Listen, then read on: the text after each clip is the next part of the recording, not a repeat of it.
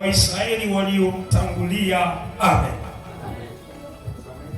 Inaweza kama msomaji aendelee kusoma ya kufuata. Wafalme wa kwanza 18 mstari wa 30 inasema, kisha Elia akawaambia watu wote, nikaribieni. Yes. Watu wote wakamwambia, akatengeneza madhabahu ya Bwana iliyovunjika. Elia akatoa mawe 10 na miwili kwa hesabu ya kabila ya wana wa Yakobo. Yes. Aliwa neno la Bwana na kuambia, jina lako litakuwa Israeli. Naye akaijenga madhabahu kwa mawe hayo katika jina la Bwana, akafanya mfereji kama vipimo viwili vya mbegu ukiuzunguka madhabahu.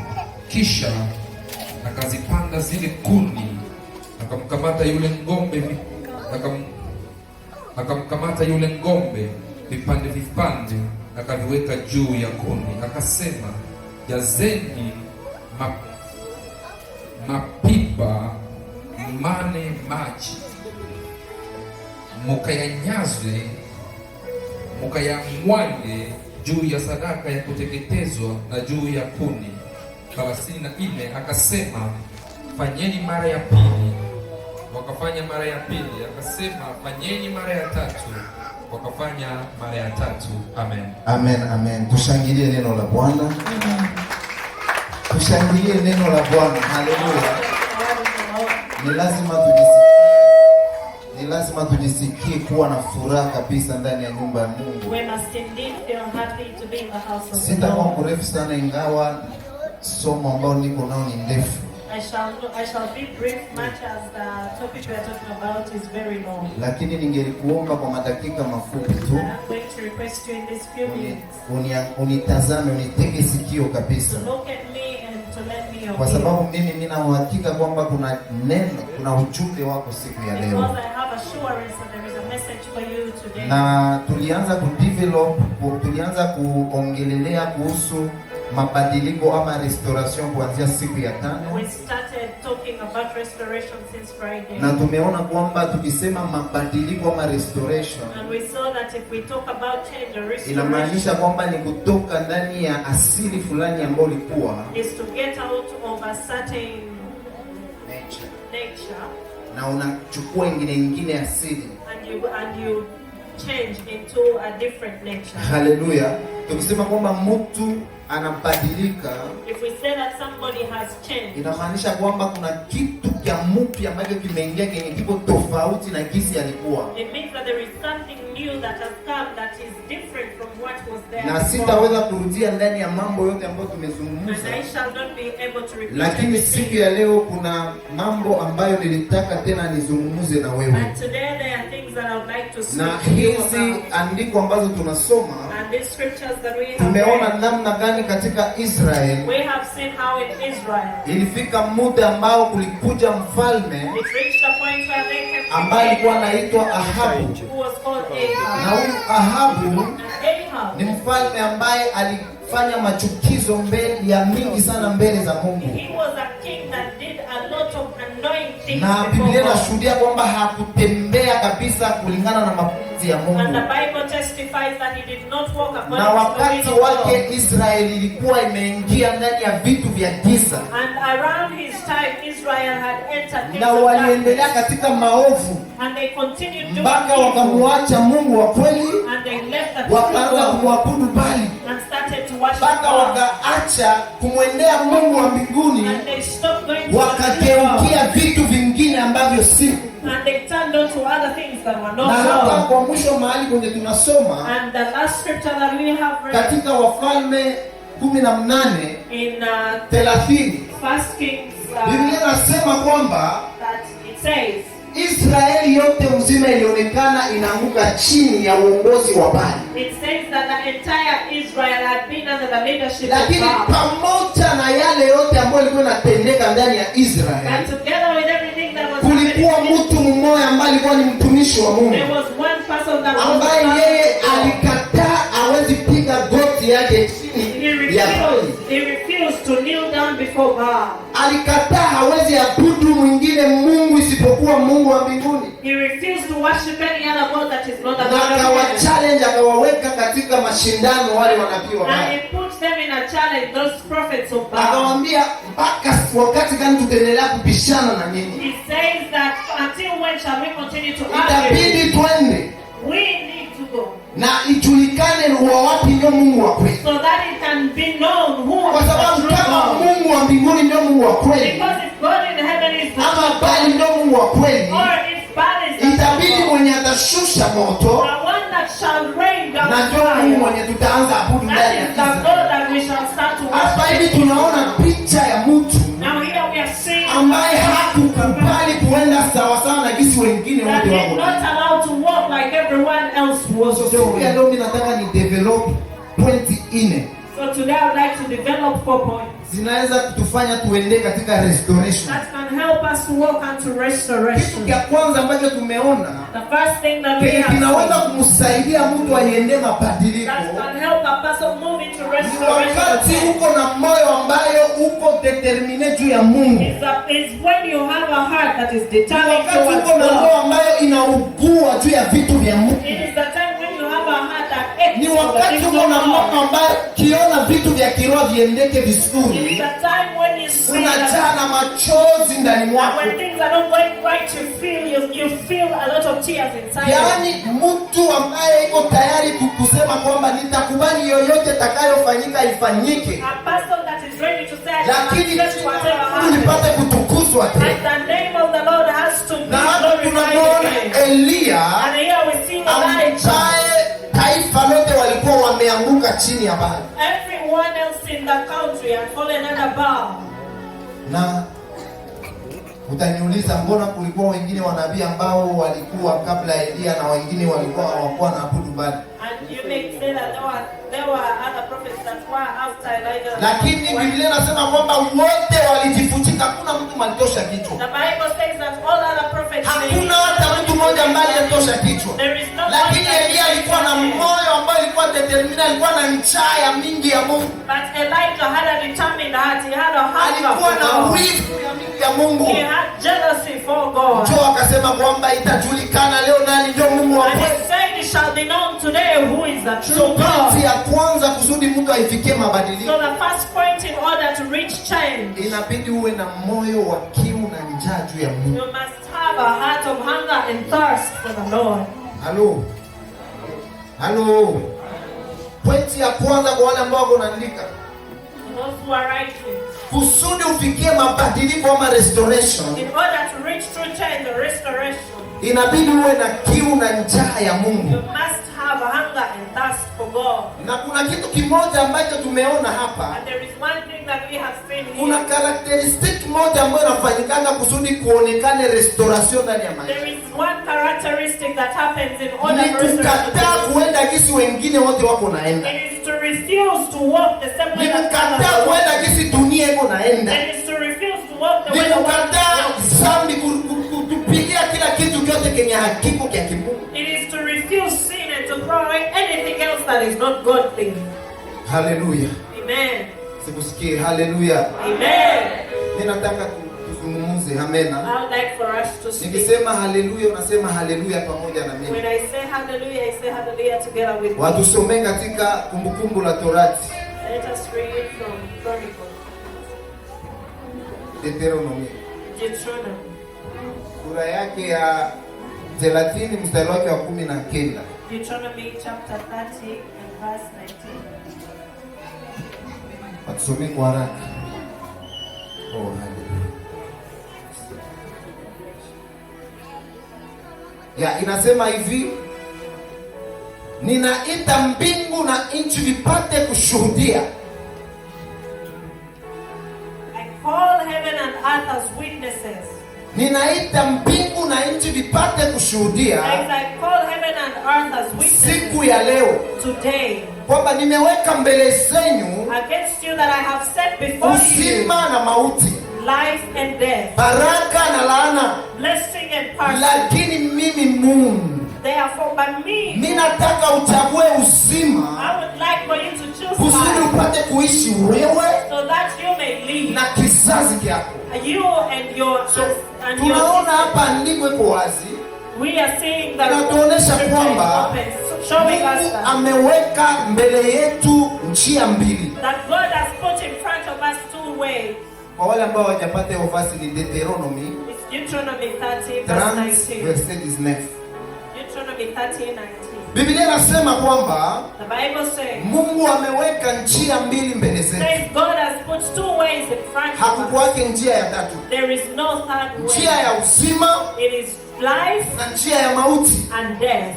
Njia ya baraka Blessing na njia ya laana. and cursing. Lakini Mungu yeye anatuchagulia uzima. But God would like for us to choose Anasema kwamba life. lakini mimi nawachagulia, mimi nawatakia mchague uzima. He says, but I would like for you to choose life Kusudi mpate kuishi. so that you may live, Na wala iko wewe tu.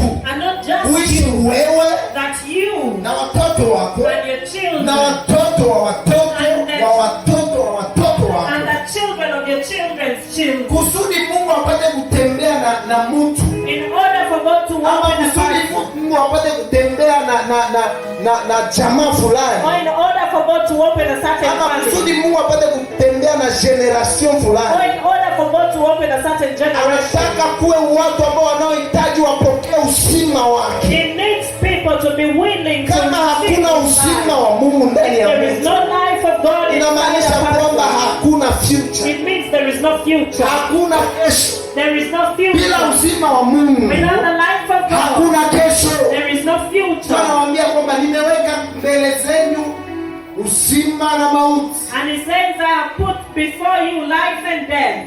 lakini ole kubwa yenye tuko nayo leo, But now the sorrow that we have today tumekataa uzima. is that we have rejected life. Tumekataa uzima, hatupendi uzima. We have rejected life. We don't want Tumetaka life. nini? Tumetaka mauti. And we have wanted Namna gani ndio death. tumetaka? How have we wanted? Unajua kila kitu ambacho tumekubalia kiingie ndani You mwetu, know, everything that we have allowed to enter inside kila us, kitu kyote kia giza ambacho tumeruhusu kiingie ndani yetu, everything of darkness that we have permitted to enter inside of ile us, ni kuabudu Bali. that is worshiping Na God. kila dhambi yote kama vile Biblia And inavyosema every sin, just like the Bible says, inasaaka ndio mauti. it gives birth to death. Haleluya!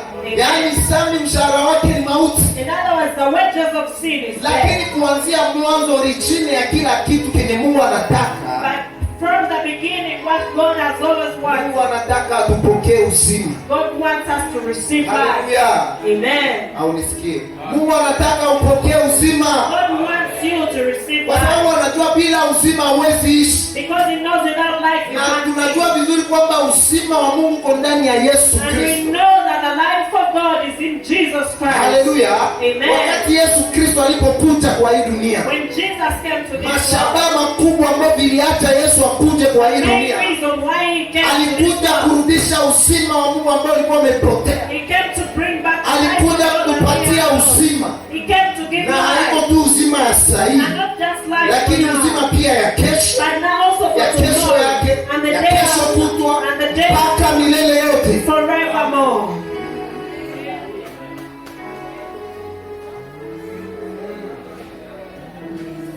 Haleluya, haleluya. Hakuna nafasi nyingine kwenye kuna uzima isipokuwa ndani ya Yesu Kristo. There is no other place where there is life out of Jesus Christ. Baraka zetu za mkubwa The biggest blessing, ni kumpokea Yesu it Kristo. is to receive Jesus Christ. Ungenishangilia. You know that Baraka yetu ya mkubwa sana our biggest blessing of all, ni kumpokea Yesu. it is to receive Jesus Christ. Na maandiko inasema kwamba And Scripture says ukimpata Yesu Kristo that if you get Jesus unapata Christ, kila kitu. you get everything. Haleluya! Yaani baraka yetu ya asili ya msingi. In other words, our, Ni Yesu Kristo ndani our kwetu. biggest blessing is Na hapa Biblia inasema Christ. kwamba And the Bible nimeweka says, baraka na laana. says I have put blessing and cursing. So kujue kwamba kila kitu kyote kenye unaweza fanya kenye hakitokane na Mungu, So you should know that anything muda wote that you ambavyo do does not unavyotembea go mbele na Mungu isivyofaa, as long as you're walking in a way that is not right, unakuwaka huko unabariki maisha yako. you're not blessing your life. Muda wote ambao unakuja kanisani unacheza na kazi ya Mungu, Every time you come to church and you play with the work ujue of kama God, haiko na bariki maisha yako. just know it's not blessing you. Lakini Mungu anataka kwamba uchague baraka. But like for you to choose Anataka destiny. uchague uzima. God would like for you to choose life.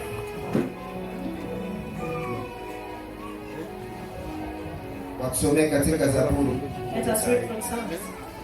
105 mstari wa 4. Psalms 105 verse 4.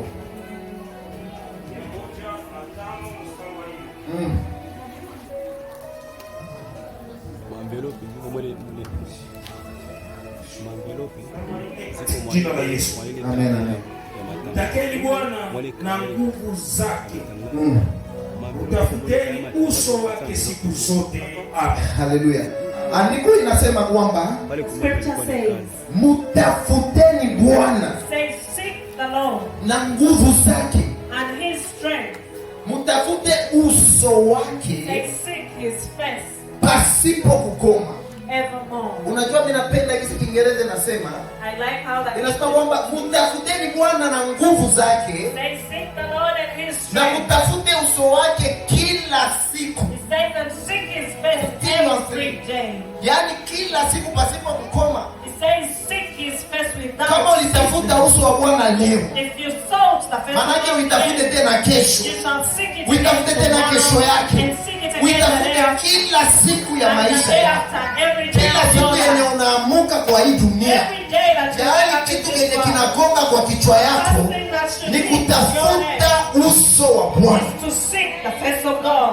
Biblia inasema kwamba tafuteni Bwana na nguvu zake. The Bible says seek the Lord and his strength. Kwa sababu gani tutafute Bwana na nguvu zake? Why should we seek God and his strength? Tunahitaji nguvu za Bwana We need the power of kusudi God tupate kumtukuza Mungu, so that we may be able to glorify kusudi him, tupate kutimiza mapenzi yake so kwa that we hii. may be able to fulfill his will in this world.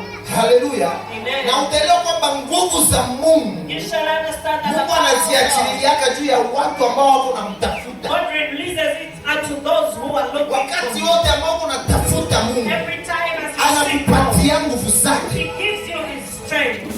Haleluya. Amen. Haleluya. Amen. Na anasema kwamba tutafute uso wake pasipo kukoma. And he says we should seek his face without ceasing. Maana ya uso wa Mungu The meaning of the face of God, ndio uwepo wa Mungu, it is the presence of ndio God. uzima wa Mungu. It is the life of God. Haleluya. Ndio utukufu wa Mungu. It is the glory of God. Unanifuata? Are you Maana ya following? uso wa Mungu. Biblia inasema tafuteni uso wake The Bible says seek his face pasipo kukoma. without Maana ceasing. yake tutafute utukufu wake, In other words, look for his glory. tutafute uwepo wake Look for his presence pasipo kukoma, kila without siku, stopping every day. kila siku ya maisha yetu. Every day of our Acha lives. nikwambie kitu kimoja. Let me tell you one thing. Siku yenye utanyamazaka, siku utaweza kusema stop, I will never look for the presence of God. Siku unasema tu kuanzia leo mimi na stope, sitatafuta tena uso. That day you shall say from today onwards I stop, I shall never look for his presence again. Inamaanisha ndio siku yenye unaisha kuexiste kwa hii. It is the end of your existence in this world. Usione watu wanatembea, Do not look, usione watu wanatembea. don't look at people walking. Kuna wengine wanatembea lakini ni wafu waliowahi. There are people that are walking but they are living dead. Juba tunamwaka na watu wa mwanjo tunawaitaka wafu waliowahi. There are people that we call the living dead. Basi mambo tunatumikia. Unaona mtu The place where we work, you see a person, ukimwangalia tunasema huyu jamaa cha you look at him and you know this man is dead. anasimama lakini kisiko naende kuna anatetemeka maji And the way he's walking, when maji kwa he's tunatafuta shaking, muhali yenye kakitu tukamkwale hapo na tumkwale hapo tu just looking for just one anaanguka trouble. chini na And anaweza if adabu. he hits him, he can fall down and die. Ndio tunawaitaka wafu walio We hai. call them the living Lakini dead. usione watu wanatembea hata anaweza kuwa na afya njema. But do not be shocked when people are walking, even if they have good health. Wengi wamekufa. Some are dead. Yesu hata akasema siku moja, And Jesus said one time, akaambia mwanafunzi wake nifuate. he said to his disciples, said, follow me. Ule jamaa kaanza maneno mingi, "Oh, unaona mwalimu, acha kwanza niende nifike baba yangu kisha Rabbi, I ndakufuata." need to work first, bury my father. Yesu Kristo akamwambia, acha wale wafu And Jesus told him, let the dead wasike wafu wao. bury their dead. Inatamaanisha, What does that mean? inamaanisha tu wakati yenye uzima wa Mungu hauko ndani ya Moment the mtu, life of God is not in wakati you. uwepo wa Mungu hauko ndani moment the yako, presence of inamaanisha God is not ulisha stope It kuexiste, means you stop to hauko exist. tena. You're not there. You don't Ni exist. lazima uelewe kwamba hauwezi endelea kuishi bila uwepo And wa you Mungu. must understand that you cannot continue to live without the Haiwezekani presence of uendelee God. kuishi bila uwepo You wa Mungu. cannot continue to live without the presence of Unajua God. leo tunaona ni kawaida. You know today Unaweza endelea katika dhambi, unafanya that hii you can continue in sin and do na this. unasema mbona Mungu alinihukumu? And you Mbona say, hakuna kitu "My God inafanyika?" has not judged me." Lakini leo hatuonake ile tena nguvu. But we do not see the gravity of that power. Ni kwa sababu Roho Mtakatifu angali kwa Because the Spirit of God is still here. mtu anaweza kuambia kama haiwezekani kuishi bila uwepo wa Mungu. A pastor that can tell you that it's impossible to Ni live mtu without mwenye iko tu that- mtu mwenye iko tu kuzimu. A person that can tell you it's possible to live without the presence of God is a person. Unajua that is dead. sufrance ya mkuu yenye mtu mwenye iko kuzimu anaweza isi. You know the first thing that people that are in hell that they feel first. Wanaweza kanyo kumiss uwepo wa Mungu. The first thing they do is to miss out Yaani on the presence of God. ukosefu ya ile uwepo wa Mungu. Lack all the. Una siku dunia itakapoisha Roho Mtakatifu anatoka kwa hii dunia. You know when the world shall end and the spirit shall be Tunarudi lifted, kwetu, tunapanda juu mbinguni, tunanyakuliwa. and we shall be lifted into the Hapa heavens. kutakuwaka ndio katastrofe. There shall be catastrophe here. Hapa hivi kutapitikana mambo ya ajabu sana. There shall be serious havoc Hapa around you. kutakuwaka uchungu mwingi sana, There shall machafuko be mengi sana, great bitterness, mabaya great katika darkness, levo yake and yote. every evil shall be in the highest Leo level. hatuko naona maovu katika levo yake yote. Today we are not seeing evil in the highest Kwa sababu level. uwepo wa Mungu It's uko. because the presence of God is Na still wewe ni there. lazima uelewe kwamba And you must understand. hauwezi kuishi bila uwepo wa You Mungu. cannot live without the presence of Hii God. maisha tuko naishi hapa kwa hii dunia This life that we are living ni in, ya wakati mdogo. it is for a very short Watu period. ambao wako na uwepo wa Mungu ndani The mwao, people that have the presence watu of ambao wako na God, uzima wa Mungu tu ndani people that yao, have the life ni of God watu ndio inside wenye them, wataishi milele na are the milele. people that shall live Hii maisha ya hii forever. dakika isikupotezee muda. This life of these few minutes should not waste your time. Hata ungeishi 80 au 8 years Even if you live for over 80 ni years, kidogo kulingana na uzima wa milele, it is too small compared to everlasting ni life. kidogo kulingana na umilele. It is too small to compare to everlasting life. Haleluya, Amen. Bwana Yesu asifiwe sana. Amen. Hapa hivi neno linasema kwamba Here the word is saying, tutafute uso wa Mungu say, seek the face of the kila Lord siku. every single day. Inawezekana jana ulikuwa unatafuta uso wa It Mungu, is possible that lakini yesterday usitosheke na vyenye ulipitia that jana. should not be enough. Experience yako ya jana ni ya jana. Yesterday's Mungu experience. anataka tena leo upokee ingine kitu ya God wants mpya. you to receive something new today. Unajua kama mimi nachukiaka mtu anasema usinione hivi. Venye walinichuaka zile siku zilizopita wanaweza kuambia. Achana na vile I bwana. hate people who said, "I don't see me here today." Those people that knew me before. Nikakutana naka na wana wa Mungu unasema I never usinione said hivi. I'm saying don't be. Usinione tu hivi tu niko hivi leo ni Despise dharau. me because I'm like this today. Mie Mungu alikuwa ananitumia sana. That God used to use me before. Mie tu hivi pepo mimi simame mbele yangu nikisimama tu na And me when I would stand and sasa hivi kuna namna gani? And now what is going on right now? Sasa hivi kuna namna gani? What is going on? Tunataka saa hii. What we want is now. Haleluya. Amen. Maisha yenye Mungu anakupatia ni leo. The life that Na God kila is leo yenye giving Mungu you. anakupa And every ni day lazima that God gives you, uikonsume yote ndani ya you must uwepo wako. consume it in its Yote in the fullness. You must consume it in its fullness. Katika uwepo wake. In His presence. Na Zaburi ya 42 mstari wake wa kwanza inasema, And Psalm 42 from the first verse. aseme kama vile ahaya anavyoyahitaji It says that Dear. just like the deer needs water, Njoo vile vile moyo wangu Bwana nakutamani. and that is how my heart longs Na for huyu you. ni Daudi iko naambia Mungu, And this was David. kama who vile said, ahaya kamnyama kamoja kanaweza tamani maji sana, kanasikia kiu ya mingi that ya just maji, like the deer feels thirsty for you, kanasikia kwamba hakawezi ishi bila maji. that deer feels it cannot live without water. Kama Mungu hapa, mtu mwashasikia kiu ya mingi ya maji, If there is someone here that has ever felt ana wanaelewa vile niko nasema. They know what I'm Unasikia talking about. kiu mpaka unasema kama sikunywe maji manake mimi nakufa. You feel thirsty until you start saying, this time Unafeel I'm going to kwamba die if I don't drink. Shimoni na kauka. And you feel the entire Unastop thing kuexiste.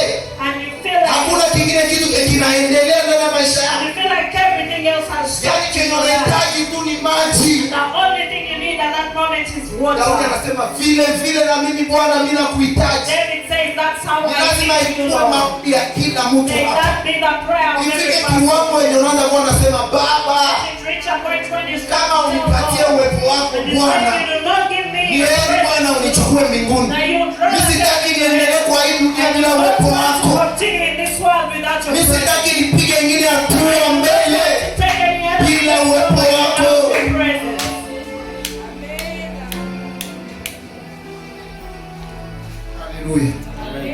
Haleluya. Haleluya. Haleluya. Haleluya. Haleluya. Haleluya.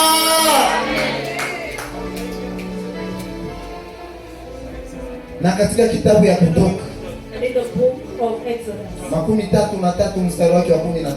33 from verse 15, Huyu ni Musa. was Moses.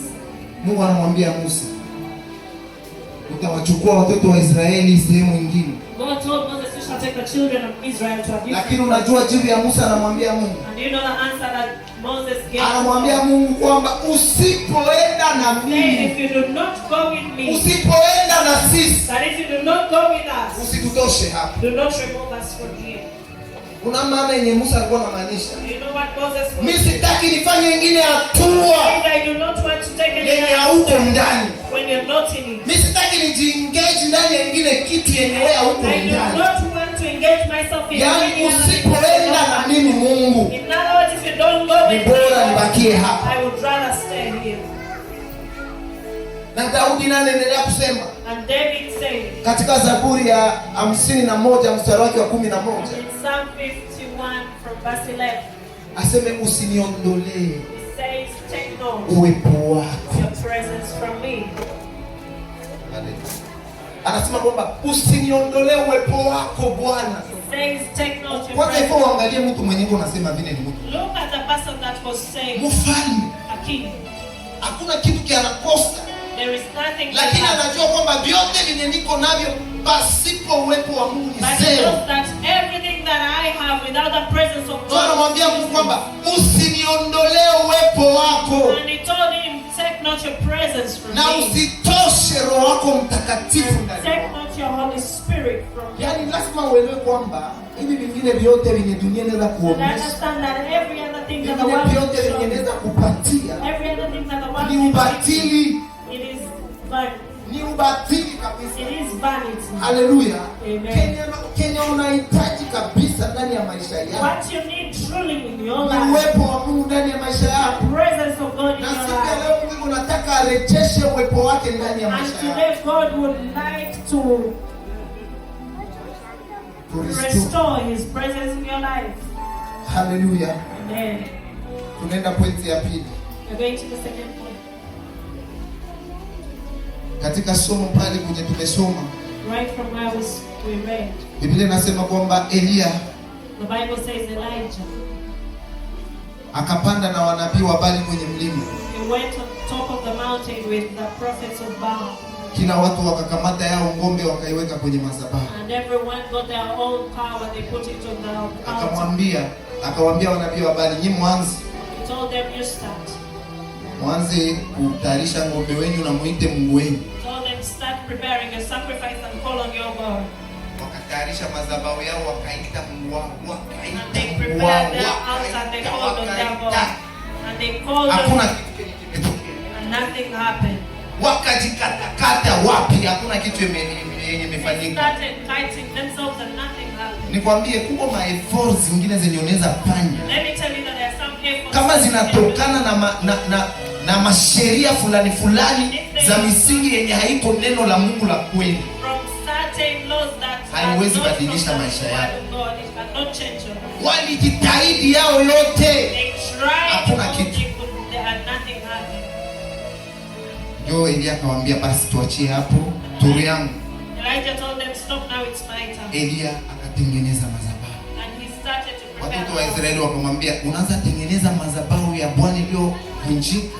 And the children of Israel were wondering, he's starting to prepare the altar that was broken. Akatengeneza madhabahu.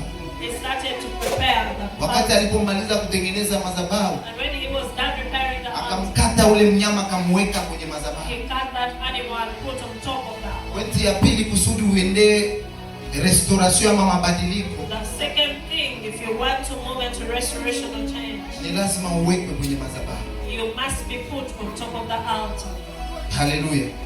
Katika Agano la Kale In the Old Testament, walikuwa wanatoa manyama they used to sacrifice animals kusudi wapate kufanya ibada zao za kutoa sadaka na kadhalika. in order to do sacrifice and to. Lakini katika Agano Jipya But in the New ni Testament, sisi ndio sadaka. it is now us that are the sacrifice. Haleluya. Amen. Kusudi kuwe mabadiliko ndani ya maisha yako kabisa kabisa, Mungu akamate control ya maisha yako, In order for there to be change, inabidi uwekwe kwenye madhabahu. you must be put on top of the altar. Mtu akiwa kwenye sadaka ikikuwa kwenye madhabahu, If a sacrifice is on the altar, kuna vitu vile vinafanyika. there are two things that happen. Sadaka kwanza inawezaka kuchinjwa, The sacrifice is first slaughtered. inakubali kufanya nini? Kukufa kabisa, It has to accept to die.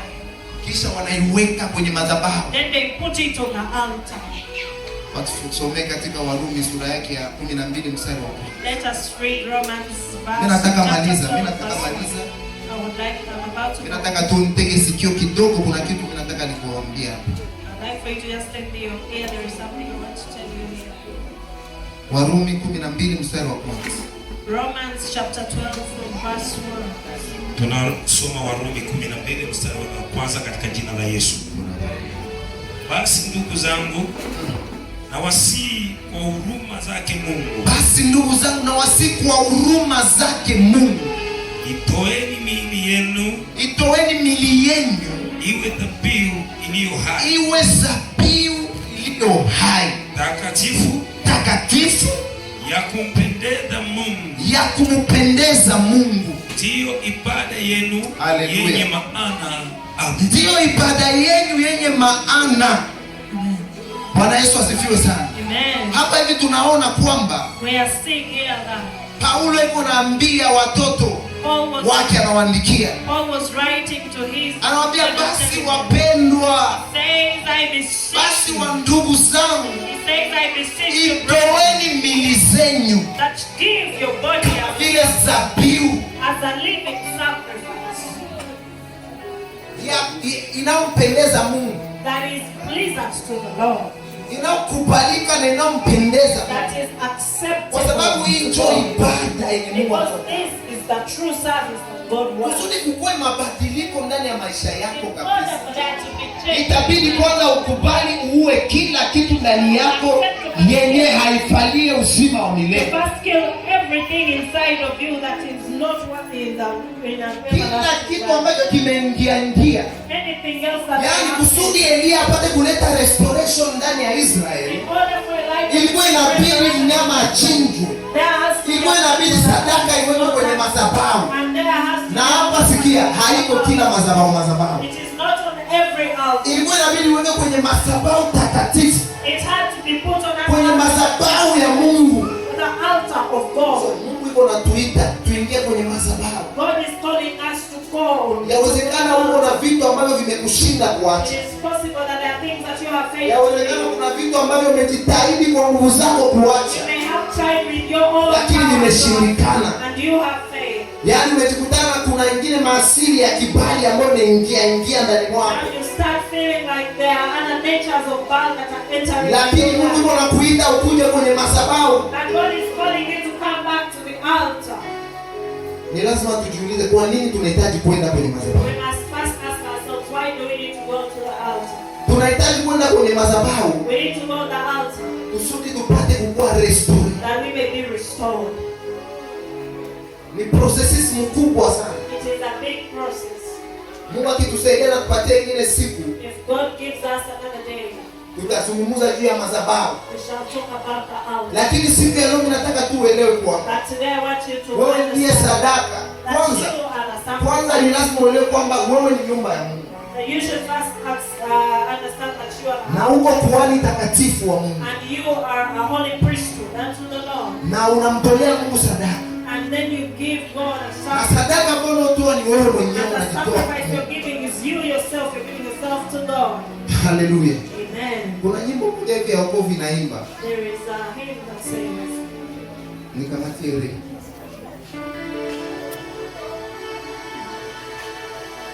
Inasema naomba moto juu yangu ili nihudumu kwa upendo na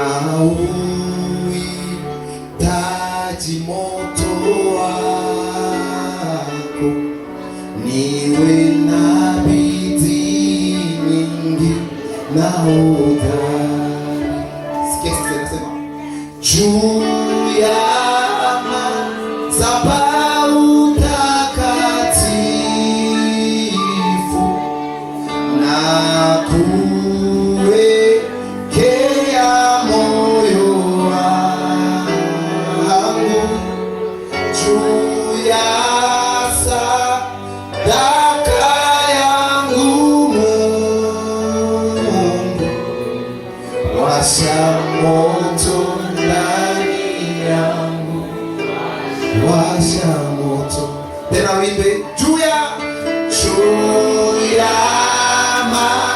madhabahu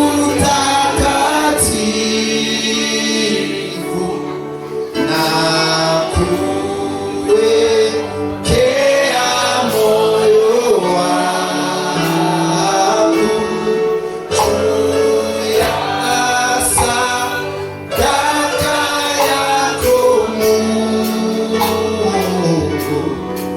washa moto ndani yangu, washa moto. Haleluya, haleluya. Amen. So Mungu anataka kwamba tuweke mioyo yetu kwenye madhabahu. God would like for us to put our hearts on the altar. Mungu anataka tuweke mioyo yetu kwenye madhabahu. God wants us to put our Kila hearts on kitu the altar. kisichompendeza kiteketee kabisa. Everything that doesn't please Asili yetu yote ya zamani iteketee and kabisa. our own Asili yote ya dhambi iteketee kabisa. Asili yote ya mtu wetu wa zamani iteketee kabisa, kusudi tugeuke kuwa ibada kwa Mungu. Mungu anataka tuwe ibada, that God wants us to be. yaani kukua yako tu ukisimama tu, In other words, when you just utukufu unaanza panda juu. glory just Ukisimama tu, uwepo unaanza kumrudilia Mungu.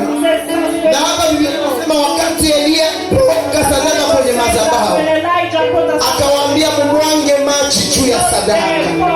Wakati uko kwenye madhabahu, Mungu anaweza kukumwangia sasa maji, anaanza kukutakasa, akaanza takasa sadaka, anaanza kutakasa sadaka yake.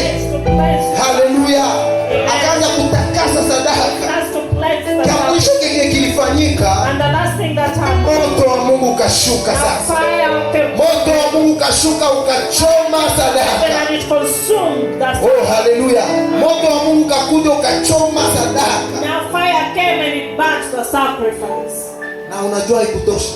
And you know it's not. Wakati sadaka imeteketea, Mungu amesha kurestore Israel. When the sacrifice had already been, Elia akachukua wale wanabii wote wa uongo, God took akawakata vichwa wote, akawakatakata and vichwa. he cut off their. Maana hiyo inamaanisha nini? What does that mean? Kama Mungu alishakuwa restore ndani ya maisha yako, After God has been hakuna restored in kitu your kingine life, kenye kinaweza there is kutukuzwa nothing else that cannot be glorified. isipokuwa Mungu. It's not Yaani God. Mungu achangiake utukufu wake. Otherwise, God does not Anataka yeye share. mwenyewe ndio achukue control ya maisha yako. He wants it. Kama nilikuwa inabidi kukata vichwa yote ya wanabii wa Baali, na siku ya leo tutabomoa madhabahu ya Baali ndani ya maisha yetu. Kila kitu ambacho kimeingia ndani mwako, kila asili yote ya giza ambayo imejipenyeza, leo tutaenda kwenye madhabahu takatifu. Tutaweka sadaka kwenye madhabahu. Tutamwambia Bwana, tuko hapa Baba. Baba, ututakase kwa maji safi. Hiyo maji tena inamaanisha Roho Mtakatifu. Na Yesu akasema katika Yohana 7 mstari wake wa 37 kwamba kila mtu ambaye iko na kiu akuje kwangu na ikunywe maji. Haleluya. Na chemchemu zitakubutika kuanzia ndani ya moyo wake mpaka milele. Mungu anataka aanze pamoja na sisi. Mungu anataka aanze upya tena pamoja na sisi. Sijui udhaifu gani ambao unaingia ndani, lakini umesikia neno la Mungu. Tutasimama kwa miguu yetu. Kuna ombi 3 ambazo tutakazozifanya.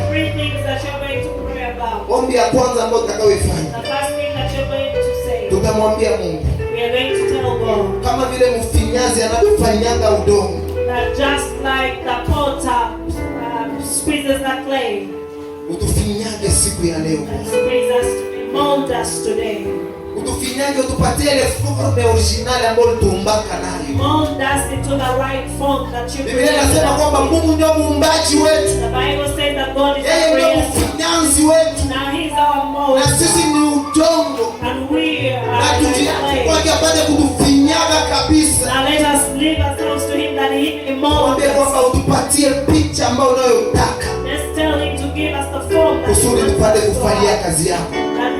Maisha ya kiroho ya kupanda na kushuka tunikataa. Tunataka kila siku kuishi ndani ya uwepo wa Mungu. We want to live in the presence of God every day. Hallelujah. Ombi ambao utakaofanya ya kwanza, utamwambia Bwana kwamba utufinyage vizuri sana Baba. Utusaidie kila kitu ambacho kimejipenyesha, kila asili yote ya kibali ambayo imeingia ndani mwetu, upate kuibomoa, uitoe kabisa. Utupe upya, utufanye upya pale ambapo tumeshindwa. Tunataka kuanza tena na wewe. Utakapomaliza kuomba hiyo maombi, nitakwambia ombi ya pili ambayo utakayoombea.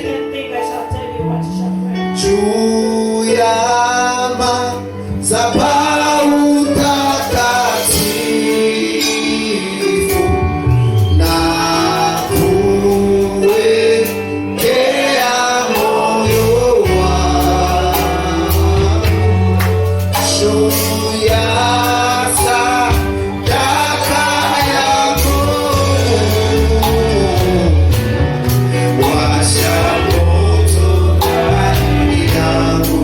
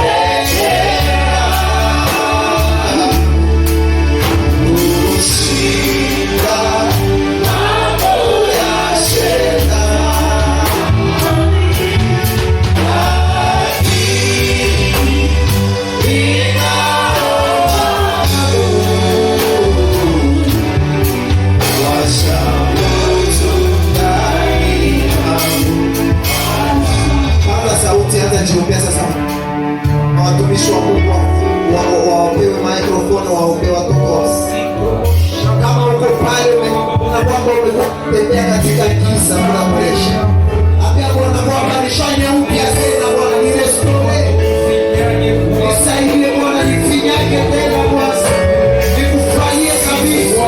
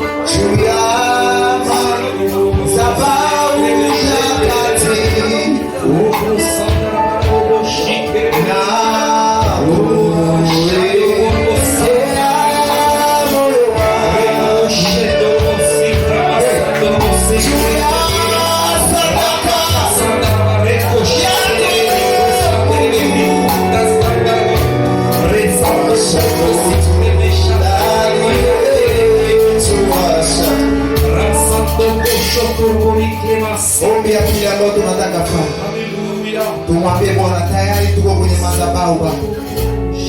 Washa sasa moto wako ndani mwetu. Wale ambao tayari wameshanena kwa lugha, tuanze omba kwa lugha. Kila ambaye nena, mtu ambaye shajazwa na Roho Mtakatifu hapa, usijisuie, hata nena kwa lugha. Na wengine sisi wote anaambia Bwana kwamba washa moto wako ndani mwangu. Washa moto wako sasa ndani mwangu, ndani ya moyo wangu. Karibu maombi.